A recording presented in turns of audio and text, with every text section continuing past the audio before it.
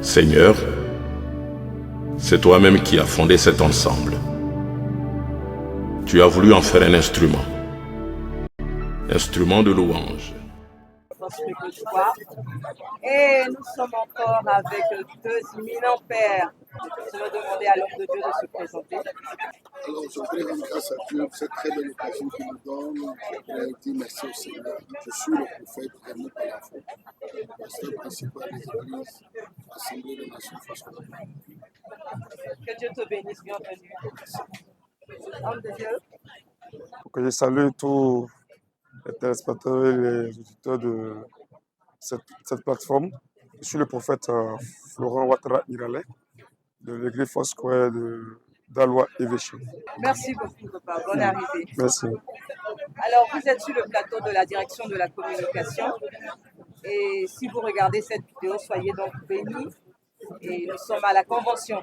Alors, je vais prendre un peu vos émotions. Comment est-ce que vous voyez cette convention? Je vais commencer par ma droite cette fois-ci. Oui, papa, comment est-ce que tu vois cette convention? Oh, nous bénissons Dieu déjà pour cette année. Chaque année, on sent de l'évolution. Et cette année, j'ai été vraiment frappé par la qualité aussi des hommes de Dieu, comme les années passées. Mais on a vu que notre Père, le révérend Dr. Apôtre Marius, a mis encore la barre haute cette année, en faisant encore d'autres hommes de Dieu de très loin.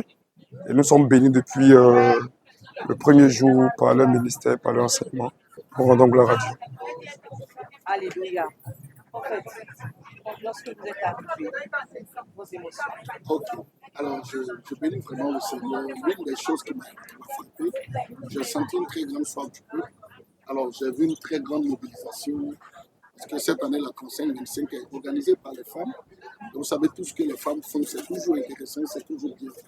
Alors, déjà, à vue d'œil, je sens une très grande mobilisation. Numéro 2, je sens une très grande soif. Et troisièmement, pour revenir sur ce que mon frère a dit, la qualité des hommes de Dieu que notre Père spirituel a fait venir m'a donné de comprendre que notre Père est désireux de nous voir passer à une autre étape. Selon le type de repas qu'on t'offre, on montre la considération qu'on a pour toi. Alors, voir que mon Père peut faire venir des orateurs d'une telle dimension, c'est la preuve que Foursquare est en train de passer une autre étape. Alléluia, Foursquare est en train de passer une autre étape. Et pour aller dans cette autre étape, il y a eu des ateliers. Je vais rester toujours avec les prophètes cette fois-ci. Il y a eu des ateliers. Est-ce que vous pouvez nous dire un peu le thème? Et qu'est-ce qui a été dit exactement? Qu'est-ce qui a été développé? Alors, je rends vraiment grâce à Dieu. Je bénis le Seigneur pour tous les autres ateliers. Je crois qu'il a apporté une très grande bénédiction à tout le peuple de Dieu. Moi, particulièrement, il m'a été donné le thème de passer l'Église à une nouvelle dimension. Je crois que ces derniers temps, Dieu nous a fait grâce au sein de notre Église, vraiment de connaître une très grande croissance.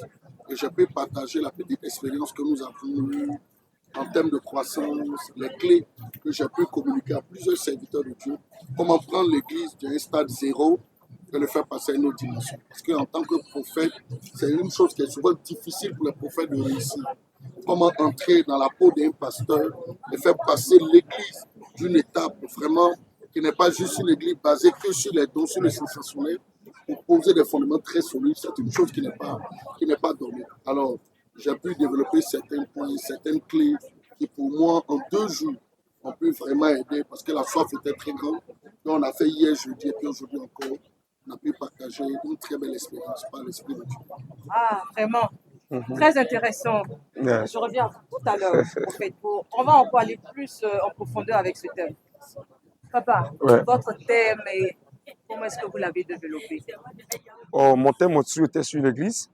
Ouais, que c'est bizarre, mais on est prophète, mais on parle beaucoup de l'église. Vraiment. Parce que ce qui touche le cœur de Dieu, c'est son église. J'ai développé le thème sur la croissance et la prospérité de l'église par les ouvriers. Comme mon frère l'a dit, il faudrait que l'église aujourd'hui puisse croître. Et l'église puisse passer à notre niveau. Voilà. Et Jésus a dit, je bâtirai mon église. Et j'ai dit comme cela à tous ceux qui étaient là, que pour qu'une église puisse croître et pour qu'une église puisse prospérer, 80% des membres de l'église doivent être des ouvriers. Tout ne doit pas être basé et reposé sur le pasteur seul. Sur le jour que le pasteur n'est pas là, l'église baisse. Ce qui fait qu'on remarque que souvent, quand le leader de l'église locale n'est pas présent, le niveau baisse. Les fidèles, l'assistance baisse, les finances même baissent. Voilà, et quand le pasteur revient, tout remonte. Parce que l'église est basée seulement sur le pasteur. Il faudrait que l'église soit basée sur 80% des membres de l'église. Et j'ai amené au pasteur de comprendre que tout se trouve dans la croissance de l'église. Tout. Aujourd'hui, nous sommes prophètes, mon frère, le prophète par et moi, nous sommes prophètes. Mais on a compris que c'est vrai étant prophète, mais si on veut mieux aider l'église, il faudrait qu'on amène l'église à des principes et à des fondements qui vont donner à l'église d'être stable. Parce que quand nous on finit de prophétiser, et c'est l'amour que nous avons pour l'église qui fait ça. Parce que nous, en tant que prophètes, on n'a pas de temps pour l'église. Nous, on a le temps pour les nations, pour la vie des gens et tout ça. Un prophète peut parler aux musulmans, peut parler à tout le monde. Mais si nous sommes en train de parler de notre église, l'église Foursquare, c'est parce que notre père, le révérend Dr. Yepé Marus, a un fardeau pour l'église. Et nous suivons notre père. Il est important que l'église vraiment soit stable et que l'église puisse croître. Je termine par là. Vous prenez une femme qui a 30 ans. Vous prenez une petite fille qui a 5 ans. Les deux sont des femmes. Mais celle qui sera plus utile à la société aujourd'hui, c'est la femme de 30 ans. L'église, petite comme grande, est importante. Mais celle qui sera plus importante, c'est la grande église. De la même manière qu'une femme de 30 ans sera plus utile par rapport à une femme de 5 ans, une grande église aussi, une église qui est remplie, une église qui est grande, sera plus utile à la société, au monde, qu'une église qui a juste 20 personnes. Et aussi, souvent, on dit que le nombre de personnes dans l'église n'est pas important. C'est un mensonge du diable. C'est un mensonge du diable. En Luc chapitre 14, le maître a dit que ma maison soit remplie. Que ma maison soit remplie. Et il n'était pas content même du fait que la maison était vide. Il veut que sa maison soit remplie. Et Dieu veut que sa maison soit remplie. Il y a beaucoup de choses que nous dit sur l'église. On dit que les prophètes n'enseignent pas. Mais quand un prophète veut enseigner, c'est des profondeurs. Donc si on veut continuer, on ne va pas finir le plateau. Voilà, on veut s'arrêter là. Merci. Alors, je veux revenir juste sur un point avec le prophète Palenfait. Il a tout à l'heure parlé des clés. On peut avoir un peu les clés qu'un homme de Dieu qui commence, vous savez, étant prophète, passer à l'étape de pasteur, c'est ça? Voilà, passer à l'étape de pasteur pour maintenir cette église-là. Qu'est-ce qu'il faut? Alors, je rends vraiment grâce à Dieu. On a pu partager des clés très intéressantes. D'abord, la première clé, c'est marcher selon le Saint-Esprit. Marcher selon le Saint-Esprit. Il ne peut pas avoir de croissance d'église si nous n'écoutons pas le Saint-Esprit. Parce que chaque homme de Dieu dans son appel a une porte de croissance. Ouais. Par exemple, mon frère, tout à l'heure, le prophète Ouattara, la porte de croissance de mon frère, selon le périmètre où il est, puisqu'il est à Daloa, la terre de Daloa est très différente de moi qui suis à la Riviera. Ouais. Donc, les réalités déjà, en termes géographiques, en termes de localisation, ne sont pas pareilles. Lui, sa porte de croissance peut être par la prière. Plus il initie l'église dans une grande grâce de prière, l'église va croître. Contrairement peut-être moi, au niveau de la Riviera, les gens ont plus besoin d'écouter des séminaires qui vont les affermir. Alors la première clé qui est indispensable, c'est marcher par le Saint-Esprit. Le plus grand besoin de l'église actuelle, c'est le Saint-Esprit. Sans le Saint-Esprit, l'église ne peut rien.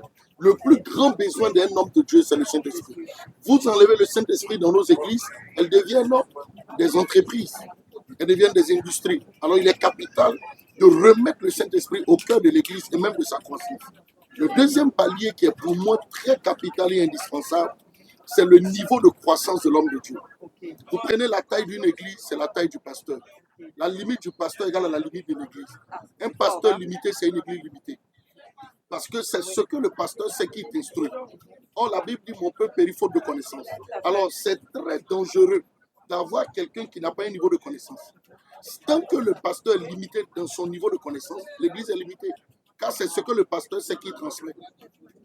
Vous savez que la pluie que le ciel n'a pas donné, la terre ne peut pas donner. La pluie que le ciel n'a pas donnée, la terre ne peut pas donner. Alors, imaginez qu'un pasteur soit limité. C'est pourquoi nous, hommes de Dieu, on doit travailler sur nous. Je vais vous donner un exemple très simple. Vous savez, une personne est arrêtée devant moi, on tire sur son pied. On peut enlever le pied, elle va vivre. On tire même dans le dos de quelqu'un, il peut vivre. mon tir sur sa tête, c'est fort probable qu'il meure. Alors détruisez le pasteur, l'église sera détruite. C'est la deuxième clé qui est très importante. La troisième clé, c'est être capable d'adapter notre système d'organisation selon l'évolution de la société. Ça ne fait pas de l'église une église charnelle. Alors que je parle d'organisation, il y a tout ce qui entre en ligne de compte là-dedans. Nos églises doivent être bien organisées. Les gens doivent avoir envie de venir dans nos églises. Les gens doivent être heureux d'être dans l'église. Quelle atmosphère on crée, quelle famille on crée, quel système on met en place pour que quand les gens viennent, ils se sentent très bien. Vous prenez quelqu'un qui est par exemple un magistrat, chez lui est climatisé, sa maison est climatisée, sa voiture est climatisée, son bureau est climatisé. Vous le déposez dans un temple où il y a un toit, le soleil le tape, vous direz qu'il est charnel parce qu'il ne revient pas. Non, c'est l'église qui n'a pas su le garder. Jésus avait une adaptation selon le type de personnes qu'il croisait. Pourquoi il rentre chez Zachée? Parce que Zachée avait besoin d'un visiteur. Parce que le type de personne qu'est Zachée, il peut peser et savoir ce que c'est que la présence de Christ chez lui. C'est pourquoi il sait, on sait que c'est quelqu'un qui est très dangereux en termes de finances. Donc Jésus qui rentre chez lui, il sait. Parce que tout ce que vous allez faire, vous allez finir par rentrer chez vous. Le prophète Ouattara va rentrer chez lui. Je vais rentrer chez moi.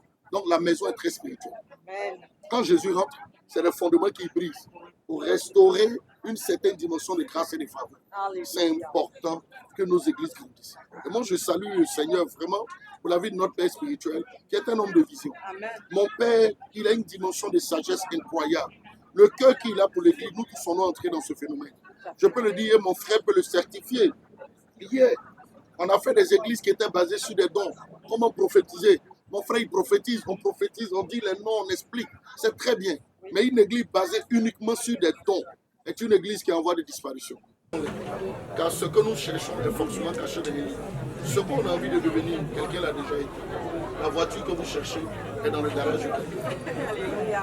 Alors si nous prenons contact avec des livres, nous côtoyons des gens qui ont l'esprit de l'église, c'est sûr que nos églises vont changer. C'est très important. On est bénis. On est vraiment bénis d'avoir nos prophètes qui nous donnent la vision pour l'Église, qui nous donnent la voix. Bien aimé, si tu regardes cette vidéo, il faudrait noter ces points. Il ne faut pas seulement entendre, il faut écouter. Parce que ce matin, Dieu nous parle. Alors, on va aller pour les derniers mots. Je vais laisser la parole au prophète Ouattara pour cette convention. On nous demande d'aller en profondeur. On a entendu vos conseils. Qu'est-ce qu'on doit faire? Ce qu'on doit retenir, c'est numéro 1, je veux aussi encourager tous ceux qui vont sur cette vidéo. Si la convention va finir, ce soir, on a demain, samedi, dimanche. Je crois que ce sont Noël, je vais écouter. Je ferai tout pour une classe pour pouvoir écouter sur le ordinateur. Parce qu'il parle aussi de la croissance de l'Église, de règles de ministère, de beaux buts.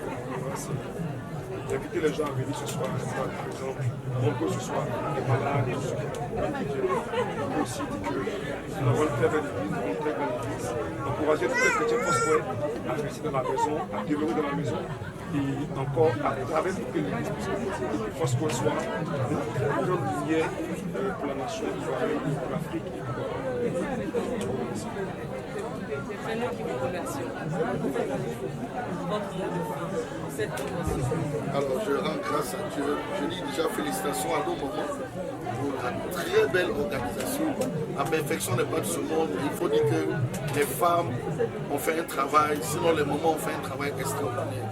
J'apprécie la qualité de sensibilité qu'elles ont pu avoir. Vous savez, même lorsque Jésus, dans ses premières apparitions, il apparut aux femmes, parce que les femmes sont très sensibles. Alors je dis merci au Seigneur pour ça. Et la conclusion que je peux dire, c'est une félicitation à mon Père spirituel, vraiment pour le travail extraordinaire qu'il fait. Prendre l'Église au niveau où nous avons eu certaines informations et conduire l'Église à cette étape, ce n'est pas donné à tout le monde. Alors je peux vraiment rendre grâce à Dieu. Je vais encourager chacun d'entre nous au sein de l'Église Foursquare à continuer à travailler. Aimons notre Église. Personne n'aimera notre Église en dehors. Aimons notre Église. Apportons tout ce qu'on peut apporter. Faisons confiance au lendemain de notre Église. C'est sûr, selon la prophétie qu'a donné notre Père le prophète Kabou, que l'Église Foursquare va partir un très grand réveil. Et je crois que nous sommes dans ce temps, le réveil de la fin des temps. Et je crois en cette parole. Et je sais qu'elle va s'accomplir. Foursquare, travaillons, consacrons-nous, restons dans l'humilité et vraiment dans un esprit de douceur. Et ce que le Seigneur a promis, il le fera. Aimons-nous surtout. Soyons sincères, frères, l'un envers l'autre. Et Dieu nous donnera le progrès. J'ai été très béni d'être avec vous. Amen. Merci à mon frère. Dieu vous bénisse. Soyez bénis, nous étions donc sur ce plateau avec deux éminents serviteurs de Dieu, de grands prophètes qui viennent de nous donner des clés pour avancer en eau profonde. Je terminerai juste par ce slogan. Je suis Foursquare, je suis missionnaire. Que Dieu vous bénisse.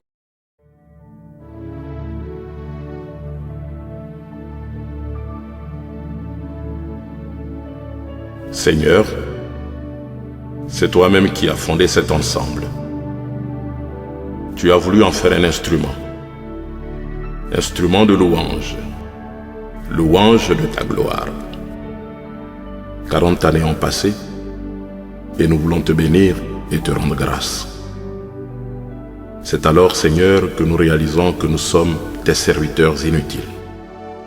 Écoute, Seigneur, notre prière.